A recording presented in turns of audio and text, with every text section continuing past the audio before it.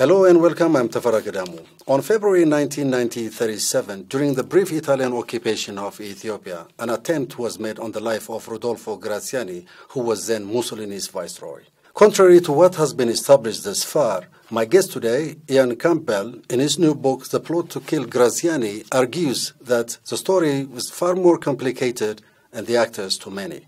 Ian Campbell, welcome to the program. Thank you. Affile, a small town where Rodolfo Graziani grew up, unveiled this past month a monument in his honor. Was that something outrageous? Yes, on the one hand, it is a shocking thing because the world had come to realize that fascism was something very dangerous, something very terrible. So it shouldn't have happened. It's a scary thing to have happened because to an outsider, it looks at least like some sort of neo-fascism coming up in Italy. On the other hand, we have to remember Graziani was commander-in-chief of the military in Italy for many years and is regarded very highly as a soldier, as a commander. The world is full of statues of people who have done terrible things. I think the explanation with this paradox between constructing a monument to fascism, as it appears, and a village honouring its son, is the fact that the atrocities which the Italian fascists committed during the 1930s and the 1920s in Libya are not generally known. And the reason they're not generally known is that none of the war criminals ever went to trial. But he did. The Italian tribunal sentenced him to, 19 years? He only served 4 months and was released, or something to that effect? Graziani's imprisonment had nothing to do with war crimes. It's purely coincidental. It's a side issue. When Italy decided to change sides, when it saw that the Allies would probably win the war, Graziani was one of the very few people who was loyal to his boss, Mussolini. So he collaborated with Hitler. He remained loyal to fascism, when the rest of the country forgot about fascism almost overnight. So he was imprisoned for continuing to collaborate with Adolf Hitler after the rest of the government had changed its policy. Had nothing to do with war crimes, either in Ethiopia or anywhere else. So, the main reason why probably most Italians, especially young Italians, have no idea that Graziani did these terrible things is because neither he nor any of the other fascist war criminals ever went to trial, unlike the Germans, forcing Germany to come to terms with Nazism. And it was the British government who sabotaged the war crimes trials, which Ethiopia had planned through the UN. So because of that sabotage, it's not generally known, even in Italy, that people like Graziani did these terrible things. Let's come back to your book, The Plot to Kill Graziani. You established your own way there were not only two people in the name of Abraha and Morris, as conventional wisdom has it, but there were a few more to the plot, and you mentioned at least 6 people, including the 2. That is pretty daring, isn't it? It's certainly a rewriting of conventional history, if you like, of the early 20th century Ethiopia, or at least of the occupation period. The interesting thing is that I had no idea that that would be the case. When I started this research, it was part of a study of the monastery of Debre Libanos, which, as you know, suffered a terrible massacre after the because Mogos Askodom and Abraha went to the monastery after making the attack on and also Graziani. Before that. And even before that, had some associations with the monastery. So my intention at the time was just to do a 20-minute research to find out who were these two people and why did they throw this bomb. So I was new to Ethiopia. It was the late 1980s, and I just wanted to know who they were, and no one could tell me. So when I and my friend De Giffey, who has passed away unfortunately, when we started looking at this, we found to our surprise that other names and connections started emerging from eyewitnesses who knew Abraha and Morris at the time and who were still alive. So to me it was a big surprise every time it happened that I found that, well, actually there was more to this than meets the eye. It was a shock to me. So what the book sets out is what came to light over a period of 20 years. The more I asked about the connections, the more I got the connections, the more I asked about them, the more new threads of the story started appearing. So yes, the net result of all of this was a picture completely different, or at least much more complex, than the conventional wisdom. And it was only after all this was finished that I started to ask myself, half a minute, this doesn't conform to what people were telling me earlier. Why? How could that be? And that's when the book, as a book, started evolving. To gel. Yes. But Abraha and Morris, the two figures that we know, young, daring people, personalities, threw the bomb at the end of the day. The four that you've mentioned who were part of the plot, at least four, were quite often on the periphery. On the periphery. That's what it looked like from one angle as I got towards the end of the research. It now appears that there could have been more people throwing the hand grenades, possibly. Not only Morris and... But you don't establish that in your book, do you? You tend to suggest and show the possibilities, but not necessarily the... Correct. It's not completely clear yet who those people might have been. So unless you decide that there were more people who threw the hand grenades, then the fact remains that this were only the two people who did the whole... So far, the only two we know of who actually threw the grenades was Morris Askodom and Abraha. But doesn't that make them stick out in the whole plot? Yes, it does. So doesn't that allow us to believe that these were the only people who did the job? Yes, but in fact it now appears that they were, if you like, the implementers of the plot. They were, in a sense, used. The book shows that, to begin with, there was indeed a plot, not a very precise plot, but there was an intent by two people, Sabat Trune, who died in prison, and Morris Askodom. They had their intentions, and Abraha joined them later on, after a few weeks or months. But they maybe didn't have enough of a critical mass to really organize themselves. So their plot, if you like, becomes subsumed by a larger plot of very high-ranking former dignitaries in the emperor's government, who then used their enthusiasm and energy to actually implement the plot. But that it was taken to some extent out of their hands. And I think that explains why, in the end, it was a bit of a fiasco, because actually no one was killed, apart from tens of thousands of Ethiopians, which wasn't really what they had in mind. At least three or more of them, whom you mentioned as part of the plot in the process, were not actually involved in the process. One of them, for example, drove a car, and that's the reason why he was involved. But you cannot say that he was intimately involved, and I don't see that in your book. Well, each character that appears in the story of the plot has a part that he played, which is based on largely on circumstantial evidence, but very compelling circumstantial evidence. So the case of Simeon Adifris, for example.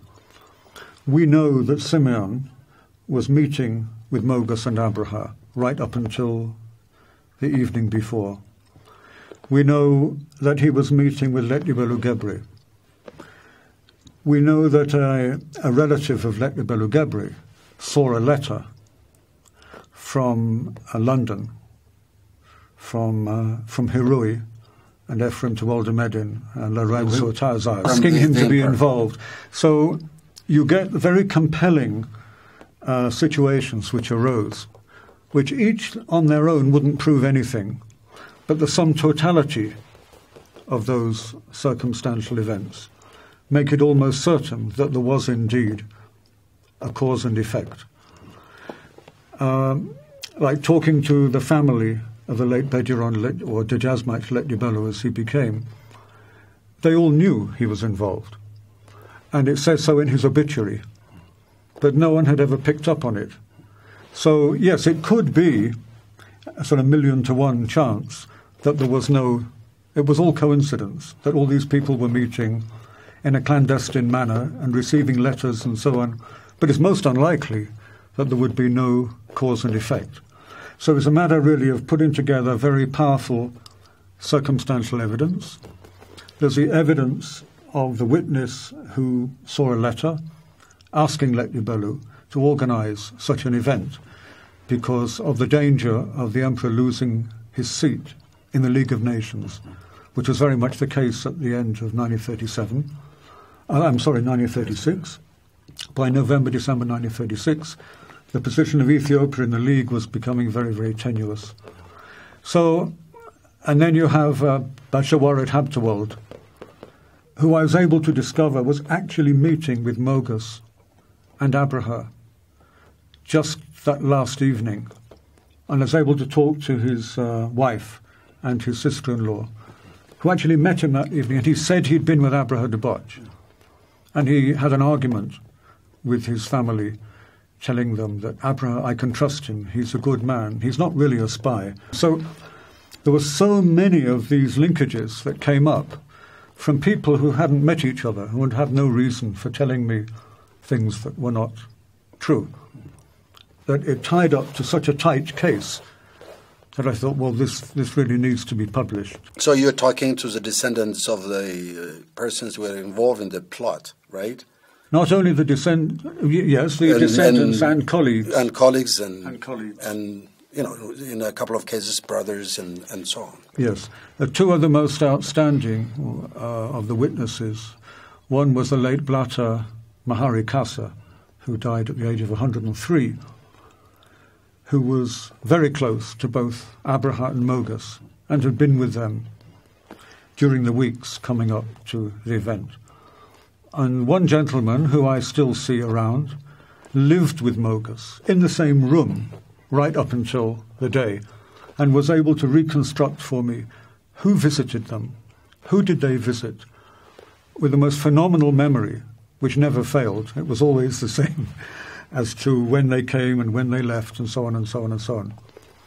And the family of Bashawarat Habtewald were both very articulate, and they both passed away now, and were able to enable me to construct such a tight schedule of events, in some cases to the nearest quarter of an hour, that I became quite certain that I was getting very reliable information.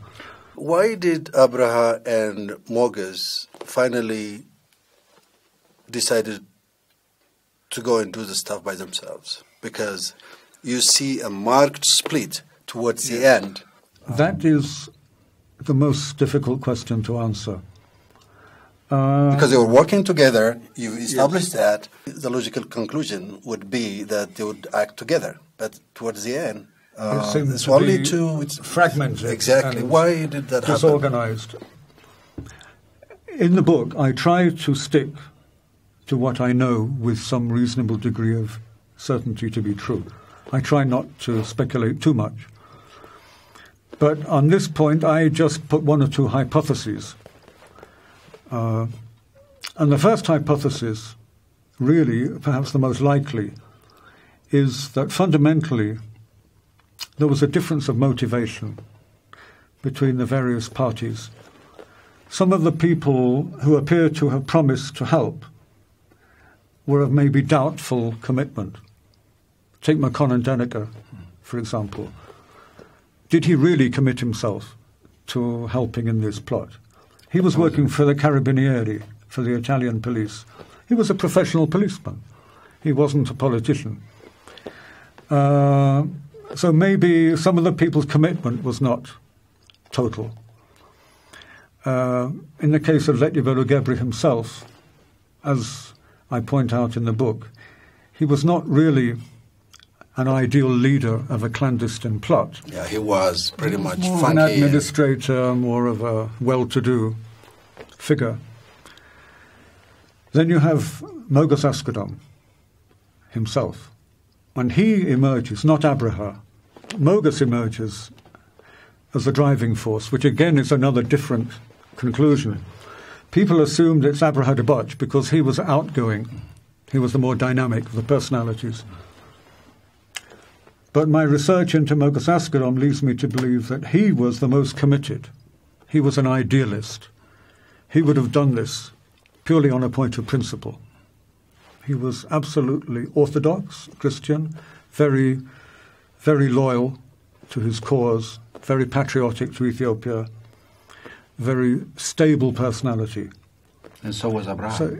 So I think he was totally committed, regardless, well, even if the big men, as it were, let them down at the last minute, he was totally committed.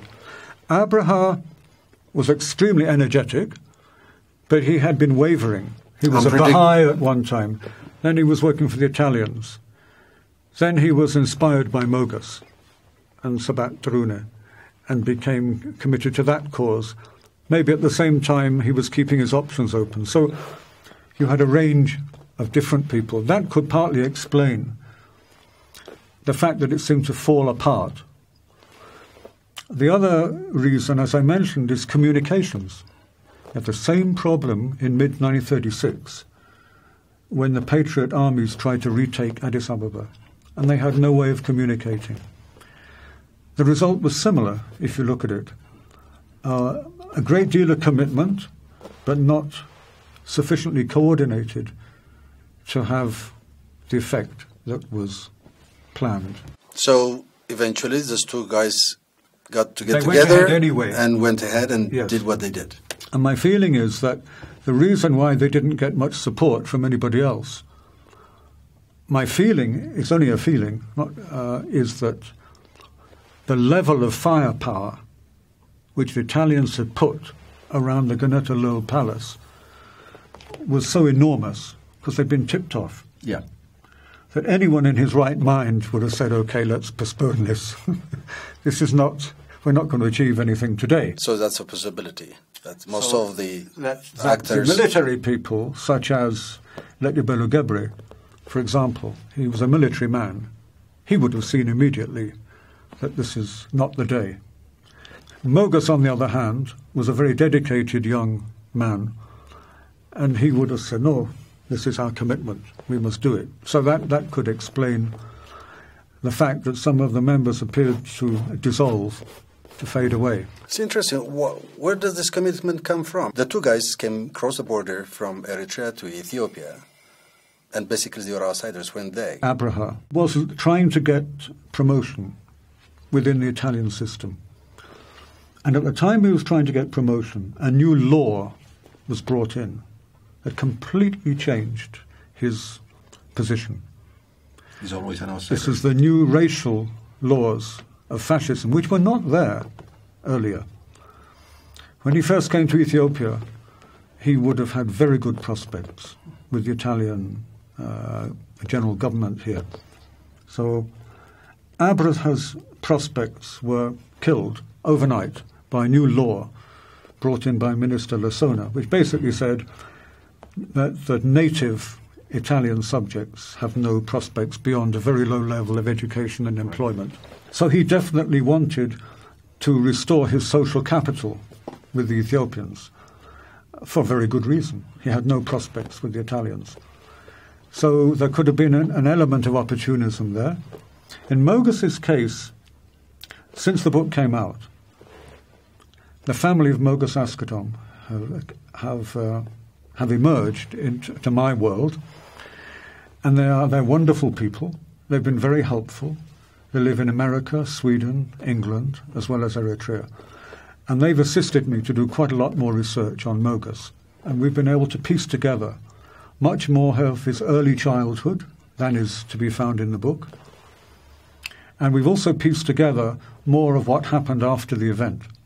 Which points to what? Which points to Mogus being far more driven by principles of Orthodox Christianity than I had realized. I knew he was Orthodox, but that was a side point. Mogus was so loyal to his faith and so strong in his belief. Even as a child, he was smacked by his family because he refused to drink milk on a Wednesday and a Friday, even as a child.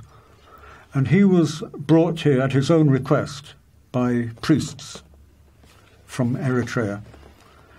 And I even now have a letter, an actual letter he wrote to the priest who arranged for him to come, saying he's now at Tafari Mekonnen School. And the way the letter's written, his usage of words and his handwriting and so on, clearly show that here is someone brought up in the church.